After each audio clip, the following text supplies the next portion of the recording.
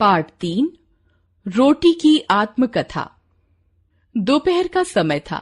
गौरी खाना खाने बैठी। माँ ने थाली में रोटी लाकर रख दी, गर्मा गर्म फूली फूली रोटी। गौरी ने रोटी को हाथ लगाया और फौरन ही हटा लिया।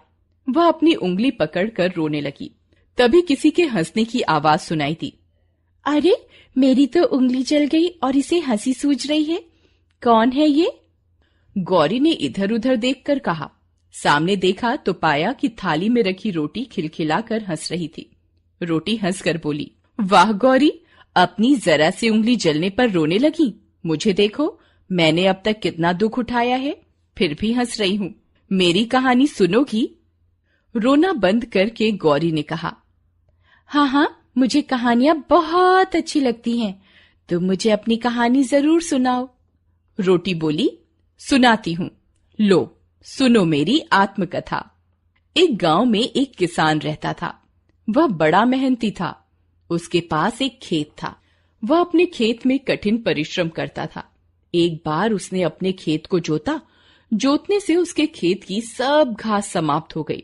फिर उसने खेत में पानी भर दिया और कुछ दिन बाद खेत में पाटा लगाया। फिर उसने दोबारा खेत की जुताई की और पाटा भी लगाया। ऐसा उसने कई बार किया। इससे खेत की मिट्टी नम और भुरभुरी हो गई।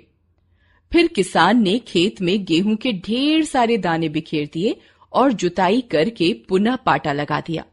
कुछ दिनों बाद खेत में अनगिनत हरे हरे अंकुर निकले। अंकुरों को देखकर किसान ने खेत सींचा। खेत में हरियाली छा गई। लगा जैसे कि खेत में हरे रंग का गलीचा बिछ गया हो। लेकिन तुम तो मुझे अपनी कहानी सुनाने जा रही थी, फिर किसान और खेत की कहानी क्यों कहने लगी? गौरी ने रोटी को बीच में टोका। भोली गौरी, खेत में मेरा जन्म हुआ। किसान ने मुझे पाला पोसा। वह मेरी कहानी से ही जुड़ा है। भला उसे मैं कैसे भूल जाऊं? रोटी बोली। भूलना भी नहीं चाहिए, गौरी ने कहा। रोटी बोली, सुनो। किसान उन पौधों को पानी देता रहा, उनकी देखभाल करता रहा।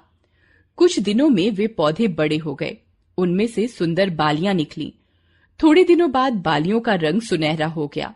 हवा से लहराती हुई अनगिनत बालियां बड़ी रमणीक लगती थीं। मैं कुछ दिनों तक बालियों में छिपी हुई हवा के हिंडोले पर सवार होकर झूलती रही। सचमुच बड़ा आनंद आता था झूलने में। किंतु थोड़े दिनों बाद ही तेज गर्म हवा चली। बालियों में छिपा हुआ मेरा शरीर गर्मी में तपने लगा। एक दिन किसान पत्नी के साथ खेत में आया और खुश होकर बोला, अरे, गेहूं तो पक गए, कल से इन्हें काटेंगे। मेहनती किसान और उसकी पत्नी ने 3 दिन में गेहूं की फसल काट डाली। 4-6 दिन बाद एक नई मुसीबत आई।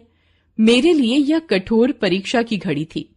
किसान ने गेहूं के पके हुए पौधों के गट्ठर एक मशीन में डाले। मशीन ने भूसा और गेहूं अलग अलग कर दिए। गेहूं के चमकदार सुनहरे दानों का बड़ा ढेर लग गया। उसी बड़े ढेर में छिपी बैठी थी मैं। अपना अभिनव रूप देखकर मैं बहुत खुश थी। गौरी, सुन रही हो ना मेरी कहानी? रोटी ने बीच में पूछा। हाँ हाँ बहन, मैं सब कुछ सुन रही हूँ, गौरी ने कहा। रोटी ने तब अपनी कहानी आगे बढ़ाई। किसान ने गेहूं के ढेर को बोरियों में भरकर बैलगाड़ी पर लादा और गेहूं शहर में लाकर बेच दिए। गेहूं की बोरी में छिपे हुए मैंने शहर की सैर की। अब गेहूं की ये बोरियां एक दुकान पर रख दी गईं। मैं दुकान पर बैठी बैठी रोज बाजार की चहल पहल देखती रही। एक दिन तुम्हारे पिताजी दुकान पर आए। वे गेहूं की बोरी में छिपी मुझे रिक्शा पर लाद कर अपने घर ले गए। मैं मन ही मन सोचती थी, भगवान जाने आगे क्या होगा। तुम्हारे पिताजी एक दिन ढेर सारे गेहूं के साथ मुझे लाद कर कहीं ले गए। वहां बड़ा शोर हो रहा था। शोर एक मशीन के चलने का था। लोग उस मशीन को चक्की कह रहे थे। मुझे वहां सचमुच बड़ा डर लगा। थोड़ी देर बाद एक आदमी ने तुम्हारे पिताजी के साथ लाए हुए गेहूं उठाकर चक्की में डाल दिए। मैं बड़ी मुसीबत में फंस गई थी। बाप रे, ऊपर पत्थर का भारी पाट, नीचे भी पत्थर का भारी पाट। इनके बीच में फंसकर मेरे अंग अंग टूट गए। मुझे बुरी तरह कुचल दिया गया। एक बार नहीं, बार बार। कितना कष्ट हुआ मुझे, मैं कह नहीं सकती। मैंने सारी पीड़ाएं चुपचाप सहन की, न रोई न चिल्लाई, आंसू की एक बूंद भी नहीं गिराई। अब मैंने अपनी शक्ल देखी तो देखती ही रह गई। वाह वाह, क्या नया रूप पा लिया। गोरा चिट्टा उजला रंग रूप और नाम भी नया। लोग मुझे अब आटा कह रहे थे। मैंने सोचा, सचमुच कष्ट उठाने से ही कोई अच्छी चीज मिलती है। बोरी में लाद कर मुझे फिर घर लाया गया। मैं सोचती थी मुसीबत बीत गई, अब तो सुख से रहूंगी। लेकिन मेरी आपदाओं का अंत कहाँ। गौरी, तुम्हारी माताजी ने मुझे बोरी में से निकाला, छलनी में छानकर मेरा रूप निखारा, फिर मेरे ऊपर डाल दिया पानी। इसके बाद मुझ पर अनगिनत मुक्के बरसा दिए। मुझे बड़ी चोट पहुंची। माताजी की बात पर मुझे बड़ा आश्चर्य हुआ। मैंने मन ही मन सोचा, ये तो बहुत दयालु हैं। मैंने भला इनका क्या बिगाड़ा है जो मुझ पर इतने जोरदार मुक्के बरसा रही हैं। गौरी, मैं गीले आटे में छिपी बैठी थी। तुम्हारी माताजी ने बेलन से मेरी खूब ठुकाई की और मेरा गोल आकार बना दिया। मुझे अपना यह रूप देखकर खुशी हुई, लेकिन यह खुशी अधिक देर न रह सकी। तुम्हारी माताजी ने झट से मुझे तपते हुए तवे पर डाल दिया। मेरा रोम रोम जलने लगा।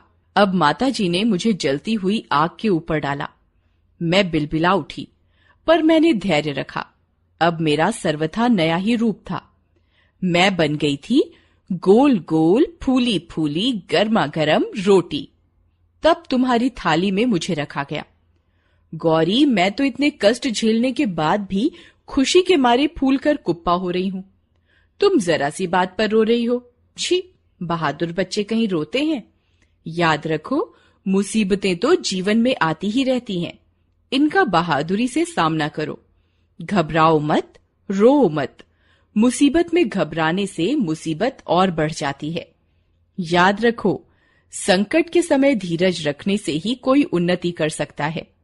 अब गौरी अपना रोना भूलकर सोच रही थी, सचमुच रोटी ने कितनी अच्छी कहानी सुनाई है।